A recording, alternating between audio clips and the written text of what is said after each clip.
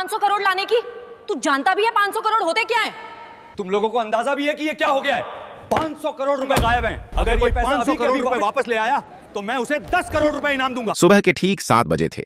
शहर अभी पूरी तरह जागा भी नहीं था, लेकिन मेघराज चौक पर कूड़े की गंध और बसों का शोर पहले से मौजूद था। वहीं फुटपाथ के किनारे फटे हुए बोरे के साथ 12 साल का नील झुका हुआ था। वह प्लास्टिक की बोतलें और टूटी तारें चुन रहा था। नील बोलता कम था। लोग समझते थे वह डरपोक है या मंदबुद्धि। सच्चाई यह थी कि वह सुनता बहुत था। बातें, आवाजें, मशीनों की। जब लोग बोलते थे वह शब्द पकड़ता था। जब मशीनें चलती थीं वह पैटर्न पकड़ता था। ठीक उसके सामने शहर का सबसे बड़ा निजी बैंक खड़ा था। शीशे की ऊंची इमारत। हर सुबह काली गाड़ियों से सूट पहने लोग उतरते, मोबाइल पर चिल्लाते हुए अंदर जाते। नील को अंदर जाने की इजाजत कभी नहीं मिली थी। गार्ड हर बार एक ही शब्द कहता था, भाग यहां से। नील मुस्कुरा देता था और फिर कूड़े में झुक जाता था। उसी बैंक की दीवार से सटा एक पुराना ट्रांसफॉर्मर बॉक्स था। नील अक्सर उसके पास बैठकर सूखी रोटी खाता था। उसे वहां से एक अजीब सी भनभनाहट सुनाई देती थी। बाकी लोगों के लिए वह शोर था, नील के लिए भाषा। उस दिन दोपहर को माहौल बदला हुआ था। बैंक के अंदर अचानक अफरा तफरी मच गई। कर्मचारी अपनी सीटों से उठ खड़े हुए। मैनेजर्स के चेहरे पीले पड़ गए। एक के बाद एक फोन बजने लगे। ऊपर की मंजिल पर बोर्डरूम में चीख सुनाई दी, 500 करोड़ गायब हो गए हैं। यह कोई अफवाह नहीं थी। बैंक के मेन सर्वर से 500 करोड़ गायब हो गए हैं। करोड़ रुपए ऑनलाइन ट्रांसफर हो चुके थे। पैसा न किसी ग्राहक के खाते में था, न किसी विदेशी बैंक में। वह सिस्टम से जैसे फिसल कर हवा में घुल गया था। आईटी टीम दौड़ पड़ी। सर्वर लॉग्स खोले गए, फायरवॉल चेक हुए, साइबर सिक्योरिटी एक्सपर्ट्स को कॉल गया, पुलिस को सूचना दी गई। हर मिनट के साथ बैंक की साख डूब रही थी। बाहर फुटपाथ पर बैठा नील यह सब देख रहा था। उसे कुछ अजीब लगा। बैंक के बैकअप सर्वर की एग्जॉस्ट फैन की आवाज बदली हुई थी। वह लय में नहीं चल रही थी। बीच बीच में एक हल्का सा ठहराव था, जैसे कोई सांस रोक रहा हो। नील ने जेब से वह मुड़ा तोड़ा कागज निकाला जिस पर उसने खुद से बनाए निशान लिख रखे थे। वह रोज मशीनों को देखकर नई चीजें समझता और निशान बनाता था। बैंक के अंदर घबराहट बढ़ रही थी। बाहर एक कूड़ा बिनने वाला लड़का खड़ा था, जिसकी नजरें शीशे के पार सर्वर रूम की दीवारों के आर पार देख रही थीं। नील ने गहरी सांस ली। अगर अब नहीं बताया, उस गार्ड ने उसे देखते ही डंडा उठाया। कहा था ना, यहां मत आना। नील रुका नहीं। उसने पहली बार सीधा आंखों में देखकर कहा, साहब, जो पैसा गया है वो अभी भी इसी बैंक में है। गार्ड हंसा, लेकिन अंदर कहीं ऊपर एक अलार्म और तेज हो गया। और यहीं से कहानी शुरू होती है। गार्ड की हंसी अभी पूरी भी नहीं हुई थी कि बैंक के अंदर से एक महिला बाहर आई। नीले रंग की साड़ी, गले में आईडी कार्ड और चेहरे पर साफ घबराहट। वह बैंक की senior operations manager Radhika Mehta थी। पिछले 20 मिनट से वह लगातार आईटी टीम और हेड ऑफिस के बीच फंसी हुई थी। उसकी नजर नील पर पड़ी। क्या कहा तुमने? उसकी आवाज सख्त थी, लेकिन आंखों में थकान साफ दिख रही थी। गार्ड ने झट से कहा, मैडम, यह कूड़ा बिनने वाला है, झूठ बोल रहा है। नील ने सिर झुकाया, फिर धीरे से बोला, मैडम, पैसा बाहर नहीं गया। सिस्टम ने खुद रास्ता बदला है। अगर अभी कुछ नहीं किया, घंटे बाद वो पैसा अपने आप मिट जाएगा। यह सुनते ही राधिका का दिल धक से रह गया। तुम्हें कैसे पता? उसने बिना सोचे पूछ लिया। नील ने बैंक की दीवार की तरफ इशारा किया। आपके बैकअप सर्वर का फैन 30 सेकंड में एक बार रुक रहा है। ऐसा तब होता है जब लोड जानबूझकर घुमाया जाता है। यह चोरी नहीं है, यह ट्रैप है। वह बोलते समय न घबरा रहा था, न तेज, जैसे यह सब उसके लिए नया नहीं था। राधिका ने एक पल सोचा। अंदर आईटी हेड चिल्ला रहा था कि डेटा फ्लो समझ नहीं आ रहा। पुलिस रास्ते में थी। मीडिया को भनक लगने ही वाली थी। उसने गार्ड को देखा। इसे अंदर आने दो। गार्ड चौंक गया। मैडम, यह, मैंने कहा, अंदर आने दो। नील पहली बार बैंक के अंदर गया। एयर कंडीशन की ठंडी हवा से वह सिहर गया। फर्श इतना चमकदार था कि उसमें अपना गंदा चेहरा देखकर उसे झिझक हुई। लोग उसे घूर रहे थे। कोई फुसफुसाया, ये बच्चा क्या करेगा? नील को इससे फर्क नहीं पड़ा। राधिका उसे सीधे आईटी फ्लोर पर ले गई। वहां 5 लोग 5 लैपटॉप और बड़ी स्क्रीन के सामने खड़े थे। स्क्रीन पर लाल रंग की लाइनें और नंबर भाग रहे थे। आईटी हेड ने खड़े थे। स्क्रीन पर लाल रंग की लाइनें और नंबर भाग रहे थे। आईटी हेड ने गुस्से में कहा, मैडम, अभी समय नहीं है, ये मजाक नहीं है। नील ने स्क्रीन की तरफ देखा और तुरंत बोला, आप लोग गलत लॉक देख रहे हैं, असली रास्ता छुपाया गया है। कमरे में सन्नाटा छा गया। यह बच्चा हमें सिखाएगा, किसी ने तंज कसा। नील पास गया। उसने स्क्रीन के कोने में दिख रहे एक छोटे से टाइम स्टैम्प की तरफ इशारा किया। ये देखिए, हर बार ट्रांजैक्शन से 1 सेकंड पहले टाइम पीछे जा रहा है। यह मैनुअल नहीं हो सकता। आईटी हेड ने झुककर देखा। उसका चेहरा बदल गया। यह तो असंभव है। नील ने पहली बार सिर उठाकर सबको देखा। असंभव नहीं है सर। जिसने यह किया है उसने पैसा चुराया नहीं, उसने बैंक को खुद से लड़ने पर मजबूर कर दिया है। राधिका की आवाज कांप गई। तो पैसा वापस आ सकता है? नील ने हल्की सांस ली। पैसा वापस आ सकता है? नील ने हल्की सांस ली। आ सकता है, लेकिन अगर देर हुई तो नहीं। घड़ी की टिक टिक तेज लगने लगी और उसी पल नील ने कहा, मुझे एक कंप्यूटर चाहिए। इंटरनेट नहीं, सिर्फ लोकल एक्सेस। कमरे में कोई बोला नहीं। पहली बार बैंक के सबसे बड़े संकट में सबकी नजरें एक कूड़ा बिनने वाले लड़के पर टिकी थीं। और नील जानता था, अब पीछे हटने का कोई रास्ता नहीं है। कमरे में एक अजीब सा सन्नाटा था। एयर कंडीशनर की ठंडी हवा चल रही थी, लेकिन किसी को ठंड महसूस नहीं हो रही थी। सबकी नजरें नील पर थीं। वह कुर्सी पर बैठा नहीं था, वह खड़ा था, जैसे बैठना उसके लिए फालतू की चीज हो। आईटी हेड ने हिचकिचाते हुए एक सिस्टम उसकी तरफ घुमा दिया। यह लोकल मशीन है, नेटवर्क से कटी हुई। अगर कुछ गलत हुआ तो भी फर्क नहीं पड़ेगा, नील ने बीच में कहा। जो नुकसान होना था वो हो चुका है। उसने कीबोर्ड को ऐसे छुआ जैसे कोई पुराना दोस्त हो। वो हो चुका है। उसने कीबोर्ड को ऐसे छुआ जैसे कोई पुराना दोस्त हो। उंगलियां गंदी थीं, लेकिन चलने में झिझक नहीं थी। स्क्रीन पर एक काली विंडो खुली। राधिका ने घड़ी देखी। नील, हमारे पास ज्यादा समय नहीं है। नील ने सिर हिलाया। मुझे पता है। उसने टाइप करना शुरू किया। कोई तेजी नहीं, कोई दिखावा नहीं। हर कमांड सोचकर, जैसे वह टाइप करना शुरू किया। कोई तेजी नहीं, कोई दिखावा नहीं। हर कमांड सोचकर, जैसे वह पहले ही यह सब कर चुका हो। आईटी टीम स्क्रीन पर उभरते टेक्स्ट को पढ़ने की कोशिश कर रही थी, लेकिन वह उनकी समझ से बाहर था। एक इंजीनियर ने धीरे से कहा, यह तो सिस्टम के अंदर का रास्ता है, यह एक्सेस हमारे पास भी नहीं है। नील बोला नहीं। उसने अगली लाइन डाली। अचानक स्क्रीन पर एक मैप खुला। यह किसी बैंक अकाउंट का नहीं था, यह डेटा के बहाव का नक्शा था। तीर, घुमाव, बंद रास्ते। नील ने एक जगह उंगली रखी। यहीं फंसा है पैसा। लेकिन यहां तो कोई अकाउंट ही नहीं है, आईटी हेड ने कहा। नील ने उसकी तरफ देखा। क्योंकि यह अकाउंट नहीं है, यह एक खाली कमरा है। सिस्टम ने खुद बनाया है। राधिका की आंखें फैल गईं। सिस्टम ने?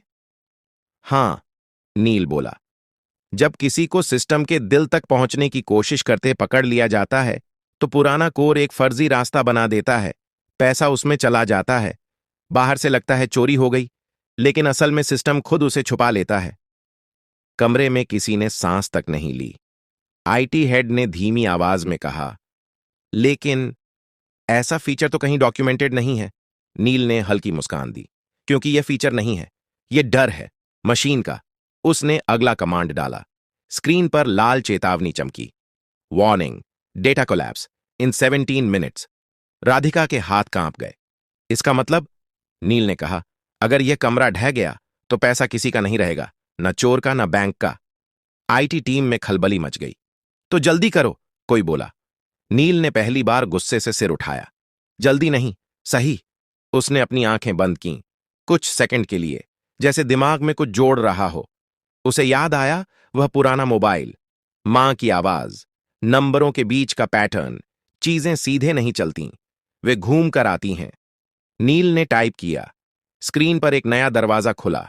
आईटी हेड फुसफुसाया, यह तो रिवर्स ट्रैक है। नील बोला, हां, अब पैसा वापस उसी रास्ते से चलेगा जिससे डर आया था। राधिका ने घड़ी देखी। 13 मिनट बाकी थे। नील की उंगलियां फिर चलने लगीं और बाहर बैंक के गेट पर मीडिया की पहली वैन आकर रुक चुकी थी। बाहर कांच के दरवाजों के पार कैमरे चमकने लगे थे। मीडिया को बस एक इशारे का इंतजार था। अंदर आईटी फ्लोर पर तनाव इतना गाढ़ा था कि जैसे हवा भी भारी हो गई हो। राधिका ने धीमी आवाज में कहा, अगर यह गलत दिशा में गया तो सिस्टम हमेशा के लिए लॉक हो सकता है। नील ने स्क्रीन से नजर हटाए बिना जवाब दिया, वह पहले ही लॉक है मैडम, बस फर्क इतना है कि अभी चुप है। उसने एक ग्राफ खोला। नीली और लाल लाइनें एक दूसरे के पीछे दौड़ रही थीं। बीच बीच में एक जगह ऐसी थी जहां लाइनें टूट रही थीं। यहीं से पैसा बाहर दिखाया गया है, नील बोला, लेकिन असल में यहीं से वह वापस लाया जा सकता है। आईटी हेड ने कुर्सी खींचकर पास बैठते हुए कहा, तुम यह सब कैसे जानते हो? नील ने पहली बार सच बोला, मैं मशीनों के पास बड़ा हुआ हूं। जब मां जिंदा थीं, वह रात की शिफ्ट में यहीं सफाई करती थीं। मैं बाहर बैठा रहता था। सर्वर रूम की आवाजें मुझे बातें जैसी लगती थीं। कोई कुछ नहीं बोला। नील ने अगला कमांड डाला। स्क्रीन पर एक नया संदेश उभरा, ऑथोराइजेशन रिक्वायर्ड। राधिका ने राहत की सांस ली। ठीक है, यह सामान्य है, हमारे पास मल्टी लेवल ऑथराइजेशन है। नील ने सिर हिलाया। नहीं मैडम, यह सामान्य नहीं, क्योंकि यह ऑथराइजेशन सिस्टम से नहीं आया। यह उस खाली कमरे से आया है जहां पैसा छुपा है। आईटी हेड का चेहरा सख्त लाते हुए कहा, डेटा फ्लो रिवर्स हो रहा है। राधिका की आंखें स्क्रीन से हट ही नहीं रही थीं। मतलब? नील ने बिना रुके जवाब दिया, मतलब पैसा लौट रहा है, लेकिन अभी सफर पूरा नहीं हुआ है। स्क्रीन पर नंबर चलने लगे, 10 करोड़, 25 करोड़, 68 करोड़। कमरे में किसी की सांस नहीं निकल रही थी, लेकिन तभी एक जोर की बीप गूंजी। स्क्रीन लाल हो गई। System conflict detected. IT head उछल पड़ा। यह क्या है अब? नील रुक गया। पहली बार उसकी उंगलियां थमी। जिसने यह किया है उसे अब पता चल गया है। कौन? राधिका ने पूछा। नील ने सिर झुकाया। कोई बाहर का नहीं, अंदर का। कमरे में हलचल मच गई। लोग एक दूसरे की तरफ देखने लगे। स्क्रीन पर एक नया लॉग खुला। एक ही यूजर आईडी, एक ही मशीन, बार बार। आईटी हेड का चेहरा सफेद पड़ गया। यह तो हमारे ही नेटवर्क से है, नील ने धीरे से कहा। चोरी बाहर से नहीं हुई थी, रास्ता अंदर से खोला गया था। घड़ी देखी गई। अब सिर्फ 4 मिनट बचे थे। राधिका ने खुद को संभालते हुए कहा, नील, क्या हम इसे रोक सकते हैं? नील ने जवाब देने से पहले एक गहरी सांस ली। हां, लेकिन इसके लिए मुझे सिस्टम को पूरी तरह बंद करना होगा, 30 सेकंड के लिए। कमरे में हड़कंप मच गया। क्या? यह नामुमकिन है, पूरा बैंक ठप हो जाएगा। नील ने पहली बार सबको सीधे देखा।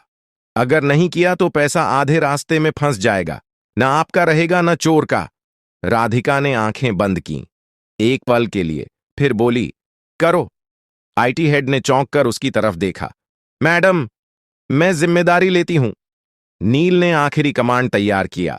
उसकी उंगलियां हल्की कांप रही थीं, लेकिन दिमाग साफ था। ये तो भी सही काम मत छोड़ना। उसने एंटर दबाया। पूरे बैंक की लाइटें एक साथ बुझ गईं। कंप्यूटर, एटीएम, सब कुछ। बाहर मीडिया चिल्ला उठा, बैंक बंद हो गया, पैसा डूब गया। अंदर घुप अंधेरा था। फिर 1 सेकंड बाद, 2 सेकंड बाद, तीसरे सेकंड पर एक हरी लाइट जली, फिर दूसरी, फिर पूरी स्क्रीन। सिस्टम वापस आ चुका था और इस बार पैसे के नंबर एक एक करके सही खाते में लौट रहे थे। 100 करोड़, 250 करोड़, 400 करोड़। आईटी हेड की आंखों से आंसू निकल आए। हो गया। आखिरी नंबर रुका, 500 करोड़। रिकॉन्साइल्ड। कमरे में कोई ताली नहीं बजी, कोई चिल्लाया नहीं, सब बस नील को देख रहे थे। वह कुर्सी से नीचे उतरा, थका हुआ, खामोश। बैंक का पैसा वापस आ चुका था। अब सवाल यह था, यह चोरी किसने की थी और नील सच में कौन था? कमरे में सन्नाटा था, लेकिन यह डर का नहीं था। यह उस पल का सन्नाटा था जब इंसान समझ जाता है कि अब कहानी बदल चुकी है। स्क्रीन पर हरे रंग की लाइनें स्थिर हो चुकी थीं। 500 करोड़ पूरी तरह बैंक के खातों में लौट चुके थे। सिस्टम नॉर्मल दिखा रहा था, लेकिन लोगों के चेहरे अभी भी जमे हुए थे। राधिका ने धीमी आवाज में कहा, नील, तुमने बैंक को बचा लिया, नील ने कोई जवाब नहीं दिया। वह स्क्रीन को देख रहा था, जैसे किसी और चीज की तलाश में हो। आईटी हेड ने राहत की सांस लेते हुए कहा, हमें तुरंत यह पता लगाना होगा कि अंदर से यह किसने किया। नील ने गर्दन हिलाई। सिस्टम खुद बता देगा। कैसे? किसी ने पूछा। नील ने एक आखिरी लॉग खोला। यह आम यूजर लॉग नहीं था। यह वह लेयर थी जहां सिर्फ तब एंट्री होती है जब कोई सिस्टम को धोखा देने की कोशिश करता है। स्क्रीन पर एक नाम उभरा। कोई टेक्निकल कोड नहीं, कोई फर्जी आईडी नहीं, एक साफ नाम, बैंक के डिप्टी टेक्नोलॉजी डायरेक्टर का। कमरे में जैसे हवा निकल गई। आईटी हेड कुर्सी पर बैठ गया।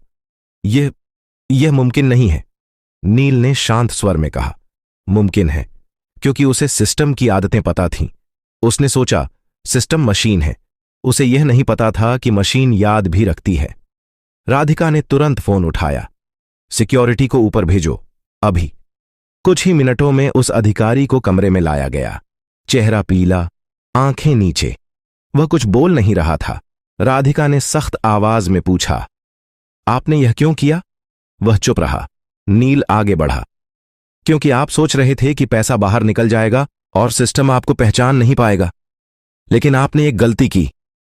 आदमी ने पहली बार सिर उठाया। कौन सी? आपने छोटे खातों को नजरअंदाज किया, नील बोला।